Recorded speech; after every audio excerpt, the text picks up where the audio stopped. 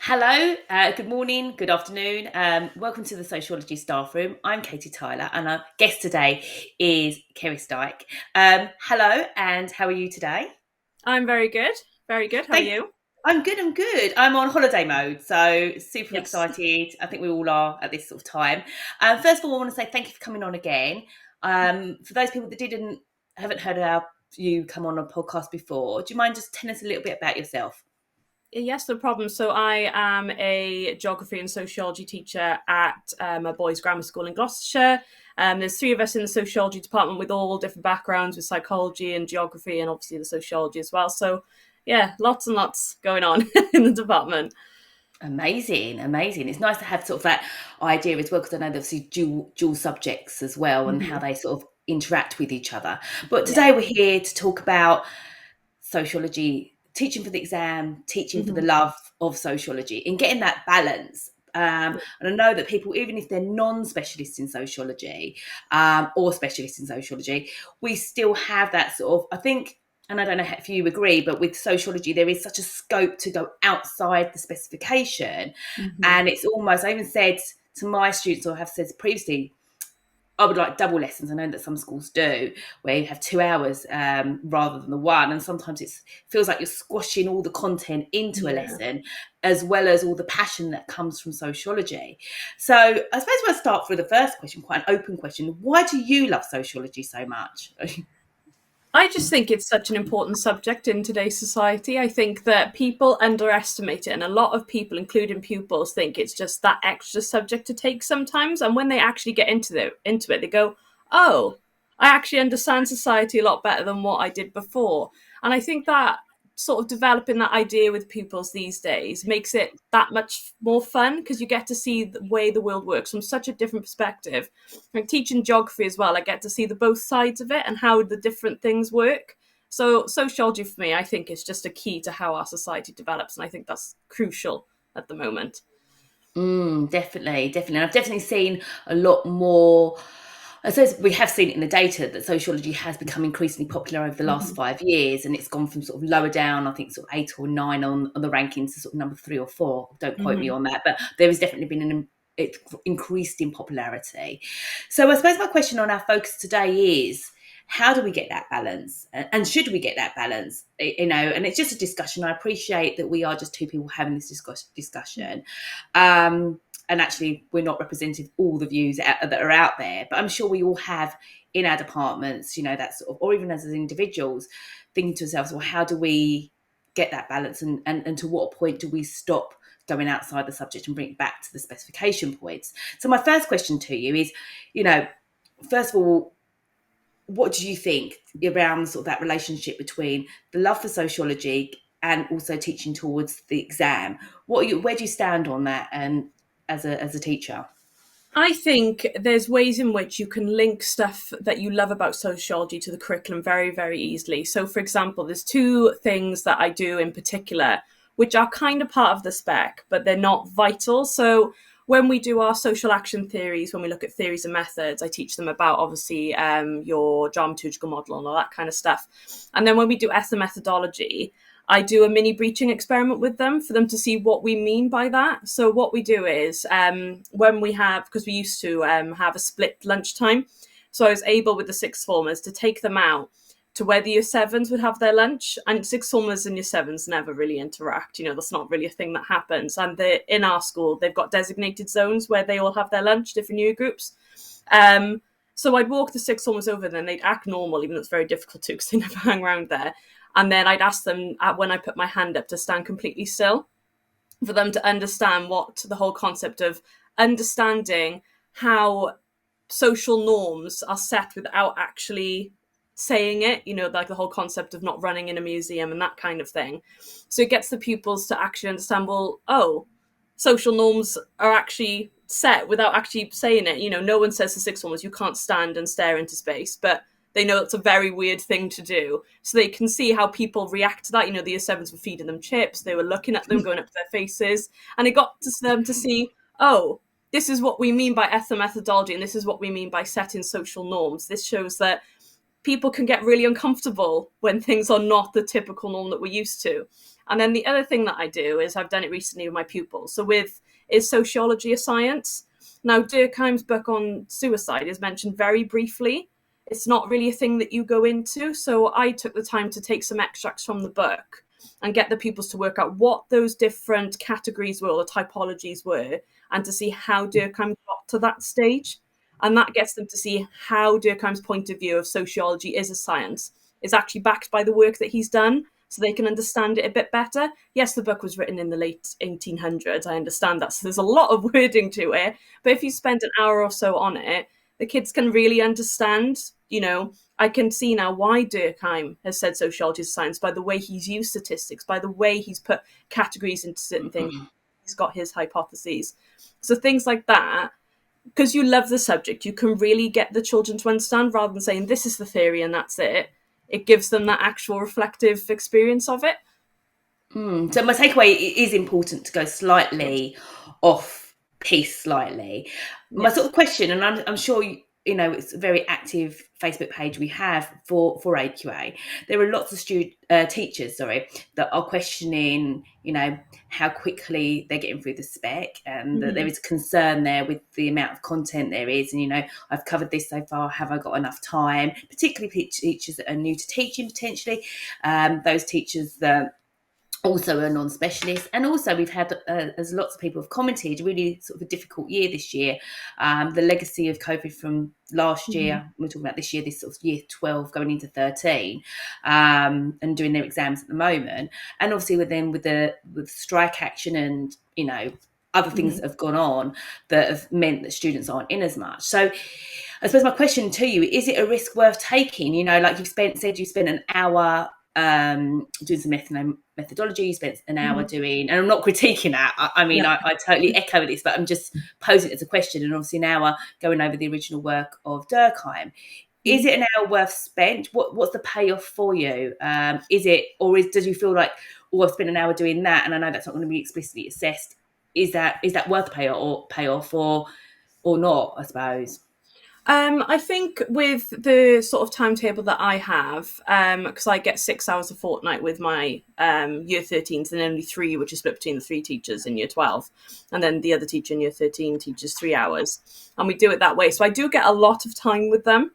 So I feel like we do get through the content pretty well. So for my current year 13s, for example, we finished with 3 weeks left or something like that after everything was done. And I covered some of the other topic for the other teacher just to make sure so that she had time to do some revision with the pupils before their exam as well. So it can be done even with those extra things.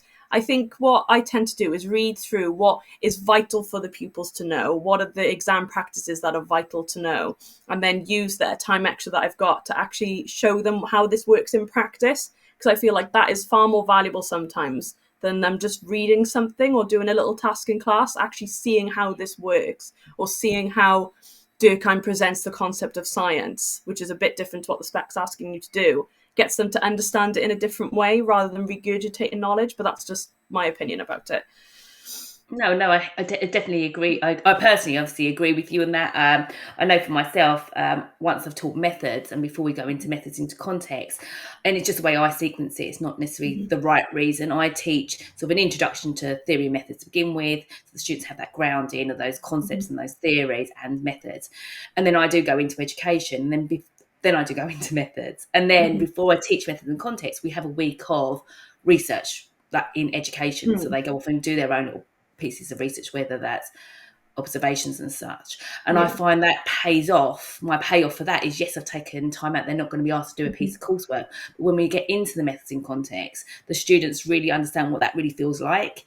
So like one of my examples would be, often students say, quantitative research is really quick. Giving out questionnaires is really quick. And then sometimes I make mistakes, say it's quick and that's it. But actually, when they do the research, they realise this is quick to give out. Like you can send it on a Survey Monkey or Google Forms. But the reality of analysing that data takes absolutely ages. So they're a little bit more less throwaway with their comments, as in like, it's quick, when they're talking about practical problems or so on.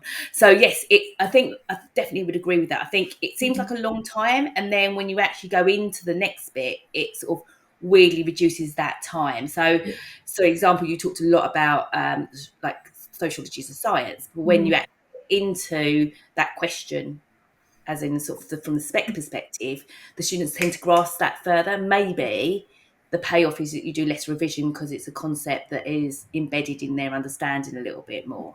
Yeah. What's the risk then? What are the risks? Because there's going to be teachers that are out there that are listening and thinking to themselves, yeah, I really would like to do that. And I think, I'd love to sort of go off piece slightly in the lesson to get that sort of understanding. What are the risks involved of doing that? I think obviously it varies between how you set out your lessons and things like that. And I think it's down to your style of teaching. If you feel like you're, rushing to finish the content by the time the exam comes, then no, it's not worth it. But if you find, oh, I've got, 2 hours left at the end, maybe the fact, like you just said, doing something that proves that context can reduce actually the teaching down a little bit. So then it might actually give you time to revise still at the end. So I think it does actually vary depending on what your teaching structure is and your lesson structure and how you, teach as a person. But I think definitely the content does come first. That is, we have to teach to get them to pass their A levels. But on the other side, the fact that some certain practices that you do and some sort of experiments that you do, it actually really benefits them and it actually helps them understand how to answer the exam. Because, sociology isn't about just, it is, you have to know your theories, you have to know the concepts and things like that. But you have to understand how it works and how to analyze that. And that's very difficult to do as someone who's, 17 or 18 who hasn't experienced it. So it's quite a really difficult decision to make in that sense. Yeah, definitely. And I think that's a really valid point that you've just mentioned is sort of a lot of the sociology they may not have experienced. And obviously there's lots of things we haven't experienced that we study in sociology. And I would say that to students as well, particularly things within the family unit potentially. But then obviously as adults, we may have not experienced it, but we've been exposed to it maybe more so through the media or just from conversations we've had. So like you said, there's the benefit of getting the students immersed into the sociology will help them get that better understanding when it comes to something that seems quite abstract or theoretical. In regards to other reasons, so obviously you talked about the fact of embedding their knowledge, their understanding, maybe reducing time when it comes to revision. What else are the payoffs for sort of demonstrating that love, that passion for sociology potentially? It's to get them to see it from your perspective as well, because obviously as sociologists, we love the subject and sometimes the spec doesn't hinder you, but it stops you from showing that passion a little bit because you've got to get through the content in some areas. But if you get to actually show them how this works, how things work in society, showing them real life examples, real life context, and them getting to experience the experiments that you might have done in university, that sort of sparked your passion towards it, then that is a massive payoff. I know, obviously, like I've said, it's the fact that we need to get them to pass their A levels, but also we do want them to be passionate about it because they're not going to work as hard if they're not passionate about it. So it's finding that ways of bringing that in. So that's why I like doing things like the breaching experiment, because it's something that they wouldn't expect to do. And for example, like you've done as well, the teacher who's the head of department teaches research methods in year 12, and she does the same. The pupils go off and do classroom observations and stuff like that for them to actually experience it. And I think it really helps them, and it brings that passion of, oh, so this is how that works. This is how this works in an education setting. It makes those sort of questions a little bit easier to understand. So I definitely think having that extra stuff to do that's a bit away from the curriculum, a bit away from the spec, does actually benefit the pupils in the long run because it gives them that boost of passion. So yeah, definitely. So it's not just about the grades, it's not just about the revision, it's also that, like you said, if they feel passionate about it, they're more likely to work harder because it's something they want to do in their spare time. I know for myself, like I'm teaching a bit of cultural identity at the moment, but I'm conscious that I'm going to teach the theory bit, which is structure versus action. So I'm sort of taking bits from that now and embedding that in the cultural identity. Now, when I do that bit, that debate, actually, rather than spending, say, a whole week on it, I reckon I only have to do a couple of lessons because it's already been embedded. So it's, like you said, it's planning your year, thinking about the specification. I know it's a bit cheesy, those sort of what they called roadmaps, those sort of like whole road. But actually, I think for sociology, and I can't speak for other subjects completely, but because it is so synoptic, it isn't a case that you have to just teach it in Yeah. sequences, because ultimately you can look at something that's happening in year 13 Hmm. and really bring it into year 12, knowing that you're Hmm. going to revisit. So it's a very holistic course that allows for that to happen. So it might be a case that teachers might be thinking, gosh, my year 12, I'm hearing lots of teachers teaching year 13 in year 12. Well, actually, it might be that you are already doing that. Like you're already teaching year 13 bits because you're already talking about structure and action. You might be talking about sociology as a science. You might be already talking about consensus versus conflict. So that when you do teach the year 13 stuff, and it might actually begin at the beginning of year 13, Yeah. you've really already taught it. So it's really thinking about it synoptically. And like you said, we want our students to be going off and enhancing sociology Yeah. into their life and getting that passion. My other question to you is, you know, with this idea of being passionate for sociology and ensuring the students love it, are there any sort of final tips you might think to yourself, oh, you mean like from a lesson learned, maybe it is worth doing that, but it might not be worth doing something else as a result, from your own experience? Is there times you think, oh, actually, yeah, that is really interesting, I'm going to hold that there and I'll do this in a different way?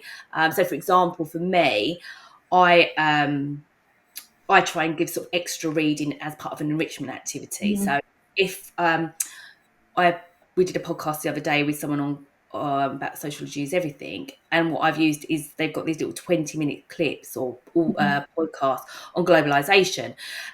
So I give that as an extra enrichment activity rather than thinking, right, I'm going to deal with that in a lesson, because Hmm. you just don't necessarily require that for the exams, other than things like that you do.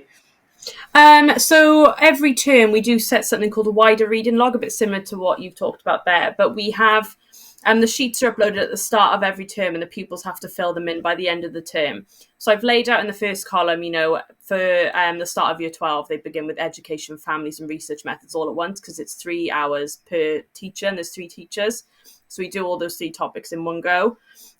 So they have to each week alternating. So education 1 week, families the next, research methods the next. They have to read through it. They have to summarize it and say what they've learned from it. And I think that's really beneficial because that encourages them to do wider reading. If you tell a pupil to go off and do wider reading, they're a bit lost. And we also have, to go along with that, we have something called a Trello board. I don't know if you've used Trello before. No, tell me more about Um, it. it's like an online post-it note system. It's brilliant. It's where I put all my organising rather than having post-it notes all over my monitor and work. It's all there on one screen for me, which is fantastic. And you can put it in different sections. It's wonderful. But we've got that for sociology with all the wider reading that they can look at. And that could be something as basic as revised sociology, or they can look at journals. There's stuff like Durkheim's Suicide on there, sociological imagination, all that kind of stuff on there that they can look through. And I've got a list of stuff that I'm still developing at the moment, whereby I've got a list of books that I still need to scan through for them to have. So all the books that are linked to different topics and what pages are linked to different topics, so they can go off and look at it. And I think that is really beneficial because they're only doing one little bit a week. It's not like it's a massive book that they have to read. They can read a page of a journal or an abstract of a journal just to get an extra idea about something. And I think that really does help because that gives them extra evidence. And I always say to them, I'm teaching you what I think is best. If you find another theory you want to use in an essay, that is absolutely fine. You're not going to get marked down for that. You've just gone off and done your own research, and that's the whole point. And I think trying to encourage that is really, really beneficial. Yeah, definitely. How do you find your students respond to that? Like, because I think, like you said, sociology is so evolving. Mm-hmm. There's always stuff out there that you can supplement your teaching, the specification points on. Obviously, census data is coming out consistently at the moment. How do you find the students engaging with the extra reading? It's a mixture. You're going to have a variety of pupils having different levels of engagement. We've got some who are smashing it out and coming to see me and saying, "Oh, what other extra reading can I do? What books do you recommend?" That kind of thing. And then there are some pupils which is the last thing they want to do because that sort of A-level mentality hasn't kicked in yet. I don't think that doesn't really kick in until they've done their first set of mocks in year 12, and then they're like, "Oh, I really should be doing this."